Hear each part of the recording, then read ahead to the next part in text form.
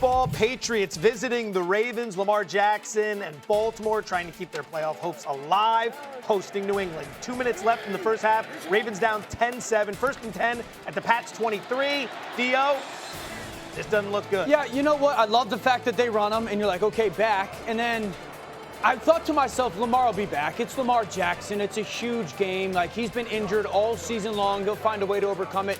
Never gets back into the football game. Huge loss for the Ravens. To the locker room he goes. Snoop Huntley in for the Ravens. Under 6 minutes left in the third quarter. Ravens down 13-10. Fox, take me through this. Woo! Yeah, it's incredible. DeAndre Hopkins possession right there. Hopkins able to squeeze the ball with just his left hand. Outstanding foot control. Great play. A few plays later, Zay Flowers gets the handoff. Coach, he's got blockers sprinting past everybody. He sure is, man. Get this kid the football in space for crying out loud. Yeah, Ravens up 17-13, late third quarter, 4th and 10. A little trickery here, Dio. Good job by the Ravens special teams unit, just being aware of it. Vrabel rolls the dice. It's 4th and 10, and they go fake punt. Outstanding just preparation by that unit. And this is when the momentum starts to swing to the Ravens' way. All right, early fourth quarter. This is the ensuing Baltimore drive. 2nd and 6, Patriots 28. Derrick Henry, heard of him? Gets the pitch, breaks a couple tackles, 22-yard run, Schefter. We're looking good here. Well, and the problem was it was there, but then they didn't use it much the rest of the game. No, you would naturally give him the ball to take an 11-point lead and say, hey, we're just going to salt this crowd. Let's ice the game, right? Give him the ball to the So under 10 minutes left in the fourth quarter, Joe. Come on. Drake Maye, buckets. We call this a pearl. This is just dropped out of the clouds like a raindrop. Kyle Williams, the rookie receiver, he's been known as a speedster, but he's made some big catches, contested catches down the field recently. That ball is absolutely perfect. First 300-yard game of Maye's career. Pats trailing 24-21. Here they are with the ball again, just over 3 minutes left in the fourth, and it's Diggs, D-Fox. Yeah, that was the second time that the Ravens jumped the route, and should have intercepted it on that particular drive, and it gave the Patriots life. And then here's Ramondre Stevenson. Out, in, touchdown. Patriots take the lead 28-24. Ravens are going to have a shot here under 2 minutes left. Snoop Huntley is going to looking for Zay Flowers, who Coach was talking about earlier. All right, so here we go. Let's get the ball in his hands. Get it in his hands. Keep it out of his hands. But keep it there. Well-coached Mike Vrabel team punching the ball out. 10,000th peanut punch of the season. Patriots win 28-24. Drake Maye, 31 of 44, 380 yards. The 31 completions was a career high. 380 passing yards was the first career game over 3 Bills, joining a very esteemed club that only 412 other players have done before. So before we get to what's going on with the Ravens, that fourth quarter comeback last night, what did he prove to you? Yeah, I would put Drake Maye second in the MVP right now with 2 weeks to go. You know, after this past weekend, Stafford 1, Drake Maye 2, and Josh Allen 3 more than likely. I think Drake Maye right now in the pocket is the best quarterback in football. When it comes to just moving within the pocket, because he's got this great understanding and feel of, all right, when do I have to just move subtly and then get up vertical and try to find somebody? It's rare that you see a young player like this know what move is needed when. Sometimes threatening the perimeter and then dumping the ball off, but just the operational space of the step here, the shuffle there, the climb there. It's remarkable to watch. And coming off of last week, for me, it was like, well, how mature are you? The collapse at home last week. Can you handle that just choke job? And then to go down 11 on the road versus a great defense. This is a very good defense in Baltimore. And just find ways to climb back in and make big throw after big throw after big throw down the field. I'm second right now for me. Yeah, it's a great history. A great history. No, very good defense. That's a good defense. That's a good defense. Probably. No, but I think you don't want to take away from the point that you're making. I think his movement in the pocket is something that gets underappreciated because you can't statistically value it. And if another player gets sacked, we're like, hey, his tackle missed. But if you avoid a sack because you have the presence of mind to move in position and then still have the deep ball accuracy that he's shown. I feel like for young quarterbacks, that's like the deciding factor for if they're going to be good early, is can they make you pay with the accuracy on the deep ball? Excellent job with the Patriots. I was going to say this. I mean, just for the subtle movements in the pocket, one of the most underrated things about playing the position, Dan, is you know a lot more about it than I do. But I had to face a guy that was pretty damn good at that, Tom Brady. Yeah. And what do they have in common? Not only do they play in New England, they got the same coach. Yeah. Like, this guy has done a hell of a job with this young quarterback. Josh And McDaniels. Josh McDaniels. And that's the thing about what coaching makes a difference. Really? And this player has improved probably more than any player in the league. And that's a tribute to Josh McDaniels. And you know what's amazing? Josh McDaniels has been the hot head coaching candidate for a number of years. He's not going to be that way for a while, if ever. And so he gets to be married up to Drake Maye, and Drake Maye gets to be married up to Josh McDaniels. And they both get to shine here moving forward. And I know Green Bay went from Aaron Rodgers or Brett Favre to Aaron Rodgers to Jordan Love. New England went from Tom Brady, little space, to Drake Maye. Very nice. And now they look like they could be set up for the next decade plus with a quarterback like this. They're in a great spot. Certainly set up well, especially with the Denver loss yesterday to Jacksonville. More on that later in the show. But the other side of the equation, Dio, the Ravens lose again. What are we supposed to make of Baltimore right now? I think this is the most disappointing team in the NFL this season.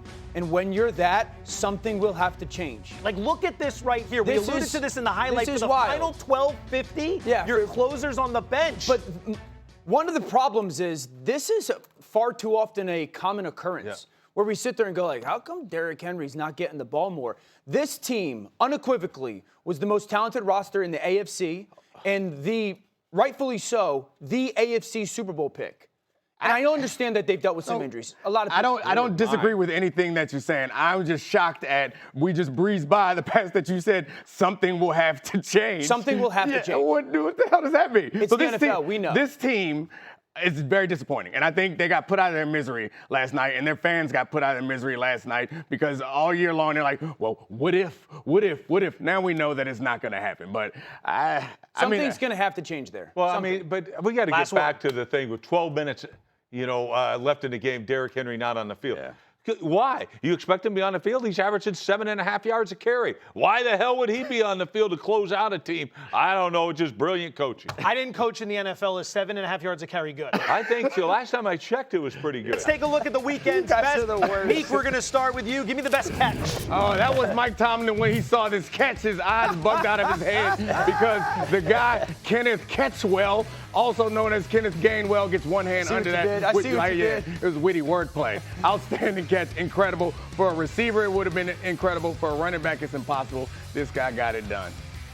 Coach, best run of the weekend was? Ashton Genty. What? The Raiders? Yes. 51 yards. By the way, he also had a 50-yard reception. Only the fourth time in NFL history a rookie has over a 50-yard run and a reception. But we have to show it. Yeah. This is the only highlight of the season that we will show on the Raiders here, Las Vegas Raiders. So congratulations, young man. Raiders will check back in with you at the beginning of January. D.O., best throw of the weekend was? The game winner by Caleb Williams. I love every part of this. The play call, the setup, the throw is absolutely off the charts. It's the throw of Caleb Williams' young career, and the catch by DJ Moore is absolutely insane to make that catch over your shoulder in traffic. This is a pinnacle moment, a kind of line of demarcation for the Chicago Bears, this new regime into the playoffs. Unbelievable throw by Caleb Williams. Let's stay right there. You have tape on what made this possible. Take us through it. All right, so leading into it, oh my God. Santos Everybody stop. their kicker had made from 43, 46, and 51. So Green Bay already had the ball in overtime. So you get to right around the 46-yard line if you're Chicago. Number one, defense has to kind of say, no first down, because now we're in field goal range. So everybody on the defense just a little bit closer. We get into 13 personnel, 1 back, 3 tight ends. You got to put people down near the ball. Now look at that secondary, about 10 yards away. We go play fake, ball fake, hard action, 7.5, 8-man protection. Caleb's going to have a clean pocket, peek to the bottom of the screen. That tight end's running a corner out just to make sure we pull down coverage. Now launch the ball. Now when he throws it, look where DJ is. He's on the hash. Do not straighten him up down the field. Pull him all the way across the field. He catches his ball where? Outside of the numbers. That's a big-time freaking throw by Caleb Williams. I love it because the understanding of situational football, like, hey, this defense they can't let us get a first down. Let's go play fake. The second part is this. They were in that 13 personnel formation 7 times in that game. That's the only time they threw it. That's like Ben Johnson's moment right there, being like, this is why I'm Ben Johnson. It's not the play call. It's when you make the play call. So it's his call, and it's Caleb's throw, and 100%. It's DJ's catch, and everybody 100%. Has their shining moment 100%. At that time. And the probability of all those things working out in that way is ridiculous. And you can see, to your point about them running that 7 times and never throwing, or that formation, you can see the safeties creeping down. The point you made about the field goal, you can tell that they were talking with each other like, look, we can't give them any more yards. You watch them sitting there, and the middle field is completely vacated, and then you're just in a foot race. And to throw that ball, it's good coverage. Like, it's tough right there. He has a hand on his shoulder. You're not supposed to be able to catch that ball. All that stuff happens, and it's a pinnacle moment, like you said. And they keep doing it. Week after week, it feels like we're like, this is their moment. Yeah. They beat the Eagles. This is their moment. Yeah. If we arrive. They keep arriving again. If we get this version of Caleb Williams, can this team win the Super Bowl? Whoa. We were just having fun. Gotta take it to another level. Chill out. God, man, we were just having fun. Yeah. Mike Tomlin. Yeah, man, we had a good night. It's 1 a.m. Let's go home and go to sleep. Joe, you want to go to another spot? Yeah. No, they can't win the Super Bowl. Yeah. They're but really we can still sit here and go remarkable play, great game. They're in the playoffs. Ben Johnson's in the running for Coach of the Year. I agree with Dom. I don't think that they're good enough to win the Super Bowl. Yeah. But it's still a phenomenal accomplishment so far where they are. Joe, where do you want to go next? Because I think they could do it, actually. I'm not telling you they will. Another round on But Schefter. Joe, we're going to the next place. They're going to sleep, and we're going out. Let's do it. We're going out. Stretch it out a little bit. They can do it. I don't love their Jets. There are better teams. I like the Rams. I like the Seahawks. I like some of the A's. You know what I like? Why not? Why not? Because for the first 55 minutes of this game, it was bad. I know what you like. Coach, jump in here. I like the way they run that football. Yes. And I love the coach. I love the coach.